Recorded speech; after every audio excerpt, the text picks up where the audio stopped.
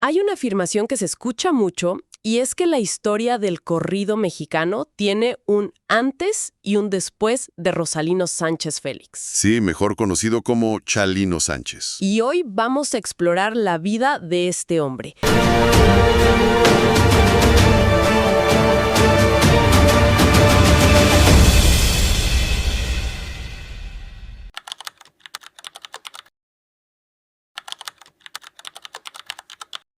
Bienvenidos de nuevo a su canal Paddock Terrifier, donde investigamos impresionantes casos históricos. Mi nombre es Vicky Raquel. No olviden darle me gusta a este video y suscribirse.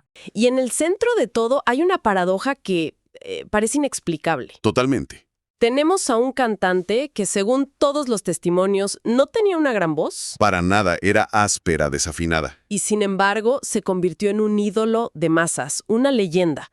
¿Cómo es posible? Que estaba escuchando la gente que los críticos, pues, no veían. Y ese es el punto central. Para entender a Chalino el artista, primero hay que entender el mundo que lo produjo. Exacto. El objetivo de nuestro análisis de hoy es, pues, desglosar ese ecosistema. Hay que transportarse a la Sinaloa de los años 60, los 70. Ajá. Una región donde el Estado era, una figura ausente, casi decorativa.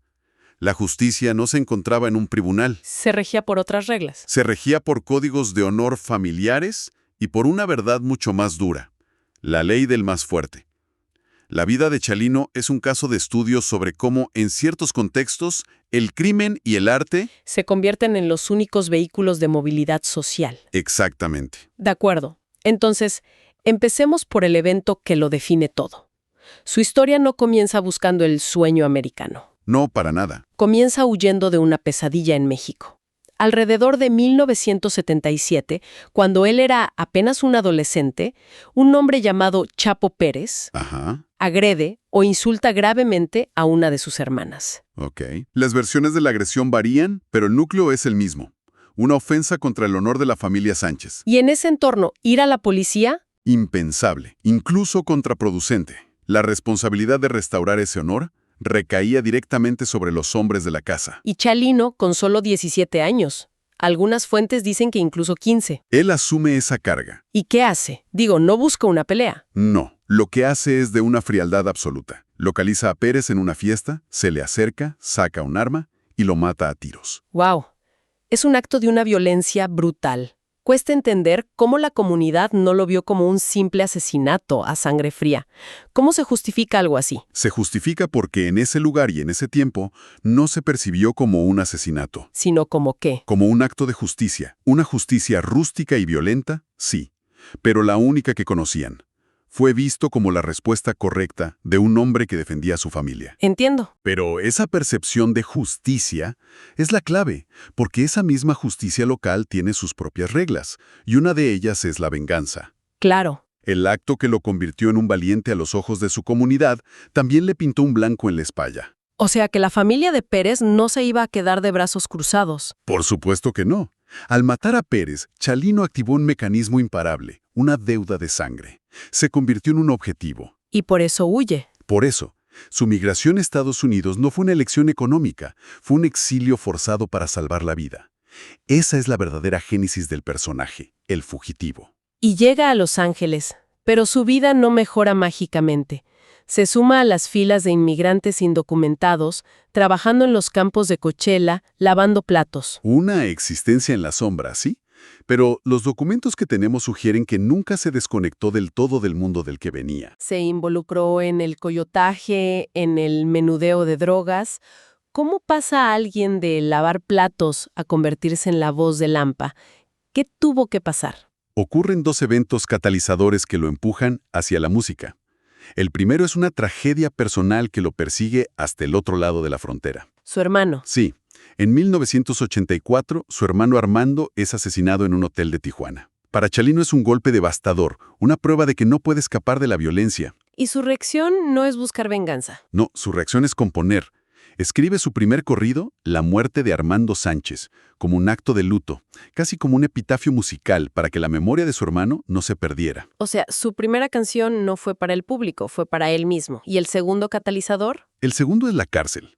Pasó un tiempo encerrado, no está del todo claro si en la Mesa de Tijuana o en Los Ángeles. Y la prisión se convierte en... Paradójicamente, en su taller creativo, en su escuela de composición.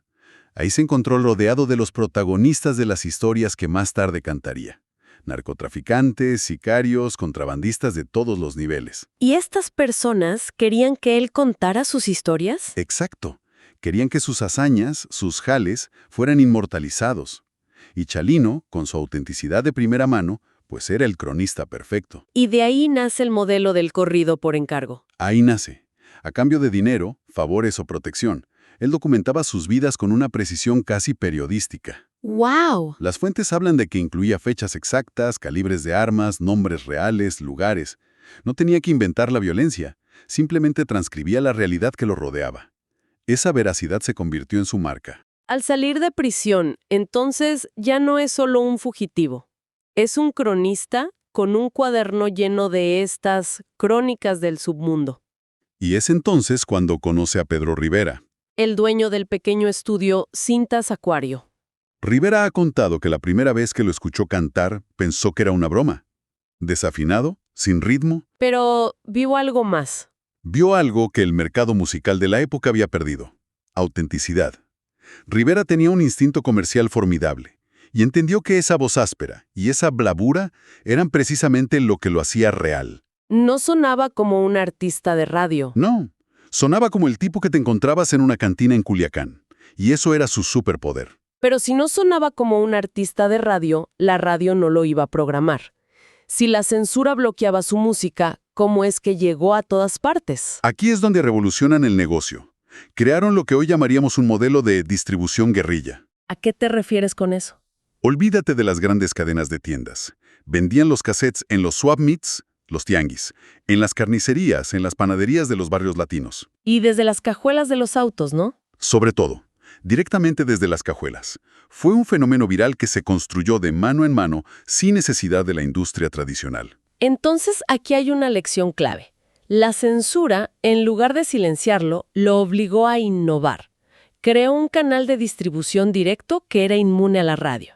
Precisamente, y ese canal directo conectaba con un público que se sentía invisible. La población migrante, que a menudo trabajaba en la informalidad o en la ilegalidad. Escuchaba el crimen de Culiacán y se veía reflejada. Eran la banda sonora de su propia vida al margen del sistema. Chalino validó toda una estética, la del ranchero en la ciudad, con sus sombreros Stetson, su cinto piteado, sus botas, y esa actitud desafiante. ¿Y hubo algún momento en que su música trascendiera a ese público de nicho, a los valientes? Sí, claro. Si conectamos esto con el panorama general, el punto de inflexión fue una canción que no era un corrido. Nieves de enero. Nieves de enero. Es una canción romántica, una balada norteña. Con ella demostró que podía ser más que crónicas de violencia. Y eso, crucialmente, le abrió las puertas a un público femenino masivo. Dejó de ser solo el cantante de Lampa. Para convertirse en un ídolo popular. Pero a medida que su fama crecía, los enemigos de su pasado no desaparecían.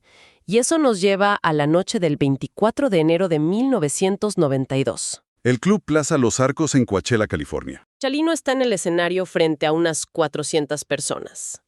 Y esa noche se convierte en su bautismo de fuego. Y es una escena de una violencia cinematográfica. Un hombre del público, Eduardo Gallegos, logra acercarse mucho al escenario. Y saca una pistola. Saca una pistola y le dispara a Chalino a quemarropa. La reacción de Chalino es lo que lo sella como leyenda. En lugar de cubrirse o caer, herido como estaba, saca su propia pistola. Una potente Colt Delta Elite de 10 milímetros que llevaba fajada. E intenta responder al fuego.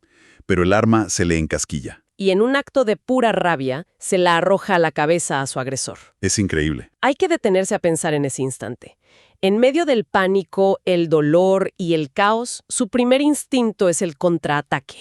Es la mentalidad de la ley del más fuerte de Sinaloa. Manifestándose en un escenario de California. Exacto. El saldo fue terrible. Un espectador de 20 años, Claudio René Carranza, murió en el fuego cruzado. Su acordeonista, Nacho Hernández, resultó herido.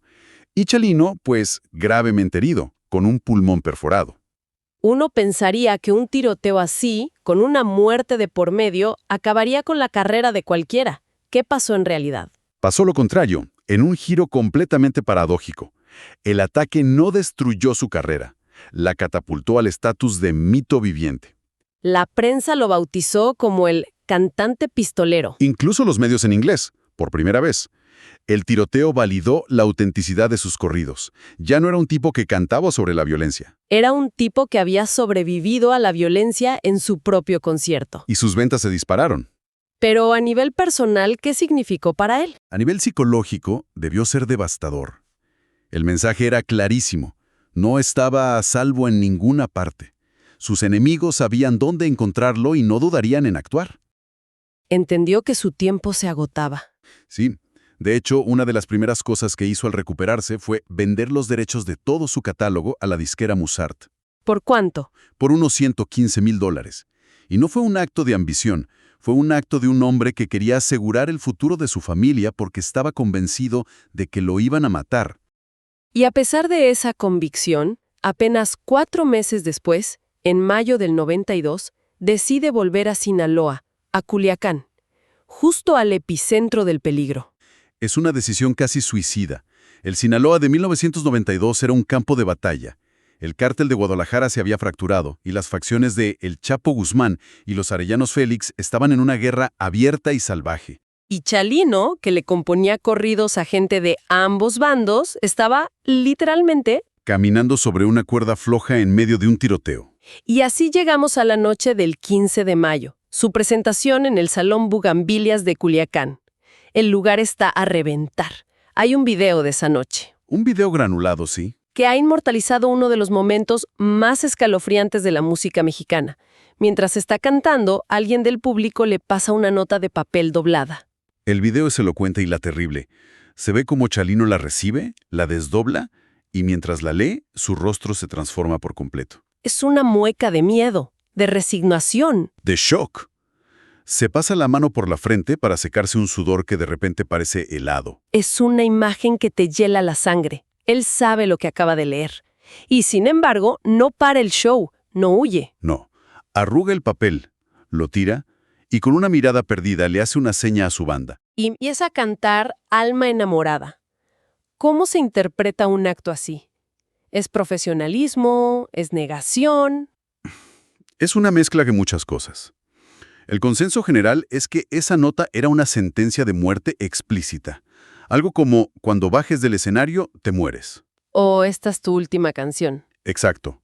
Y el hecho de que continuara cantando sugiere dos cosas. Primero, que la amenaza no era inmediata sino para después del show. ¿Ok? Y segundo, una dignidad profesional casi sobrehumana.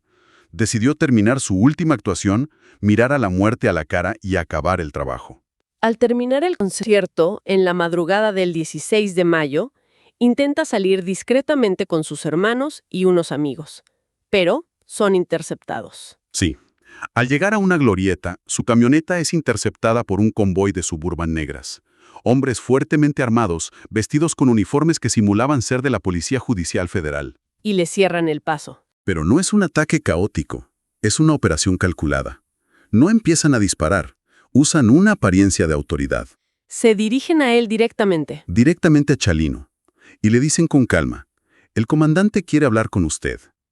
Él sabe que es una trampa mortal. Por supuesto. Sabe que si se resiste, los matan a todos ahí mismo. Para proteger a su familia, accede a irse con ellos. Sube a uno de sus vehículos. Es la última vez que lo ven con vida. La última vez.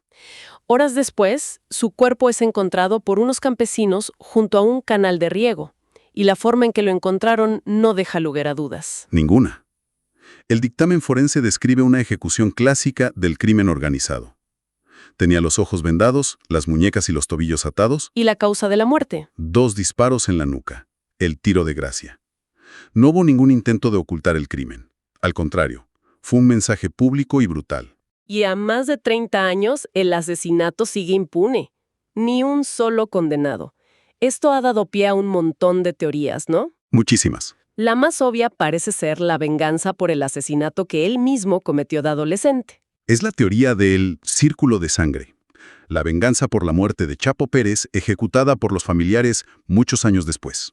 Cuando finalmente regresó a su tierra. Exacto. Cuando se puso al alcance. Es plausible por la lógica de los códigos de honor de la región, donde esas deudas nunca prescriben, aunque algunos dicen que ya habían pasado demasiados años. Otra teoría muy común en estas historias apunta a un triángulo amoroso. Que se involucró con la mujer o la novia de un narcotraficante poderoso. Esta teoría es persistente. Se alimenta de su imagen de ídolo. Claro, rodeado de mujeres. En un mundo donde el honor es tan importante para los capos, una ofensa así se paga con la vida. Pero nunca ha habido pruebas concretas. Sigue siendo un rumor. Luego están las teorías relacionadas directamente con el narcotráfico, que quedó atrapado en la guerra entre los cárteles. Para mí, esta es una de las más sólidas. Chalino le cantaba a todo el mundo. Un día podía estar en una fiesta de gente del Chapo y al día siguiente con gente de los Arellano Félix. Era el cronista de todos los bandos. Y en el ambiente de paranoia y traición de 1992, eso era increíblemente peligroso. Y la cuarta teoría es más inmediata, que esa misma noche se negó a cantar en una fiesta. Esta también es muy verosímil. Que un capo local, sintiéndose despreciado, ordenara su ejecución como una muestra de poder. Nadie me dice que no. Encaja con la brutalidad de la época. ¿Sí? Al final, cualquiera de estas teorías o una combinación podría ser la correcta. El misterio es parte de su leyenda. Y esa leyenda tiene un eco trágico en su propia familia. Sí, la historia parece repetirse de la forma más cruel con su hijo, Adán Chalino Sánchez. Que también fue cantante. Y de un éxito masivo. Pero en 2004, con solo 19 años, mientras estaba de gira en Sinaloa, murió en un extraño accidente automovilístico. La versión oficial fue accidente. Pero la sospecha de que fue un asesinato para acabar con el linaje Sánchez nunca ha desaparecido. Reforzó esa idea de una fatalidad, casi una maldición, ligada al apellido. Entonces, si miramos atrás, ¿cuál es el legado final de Chalino Sánchez? ¿Redefinió el corrido? ¿Lo arrancó de la nostalgia histórica y lo convirtió en un parte de guerra en tiempo real? En el noticiero del submundo. Le dio voz, identidad y dignidad a una generación de migrantes que vivían al margen de todo. Y su influencia hoy es innegable y directa. Si analizamos la narcocultura contemporánea y fenómenos como los corridos tumbados, el ADN de Chalino está en todas partes. La estética, la actitud. La actitud desafiante, la narrativa de la violencia como algo cotidiano, todo eso tiene su origen genético en los casetes que Chalino vendía desde la cajuela de su auto. Él es, sin duda, el arquitecto de la banda sonora del México moderno y su diáspora. Y para cerrar, dejemos una reflexión final. El hombre que le disparó a Chalino en Coachella, Eduardo Gallegos, fue puesto en libertad condicional en el año 2023. Mientras tanto, el asesinato de Chalino, ocurrido apenas unos meses después de ese ataque, sigue en la más absoluta impunidad en México. ¿Qué nos revela esta tremenda ironía sobre la justicia, la fama y el destino en la historia que acabamos de explorar?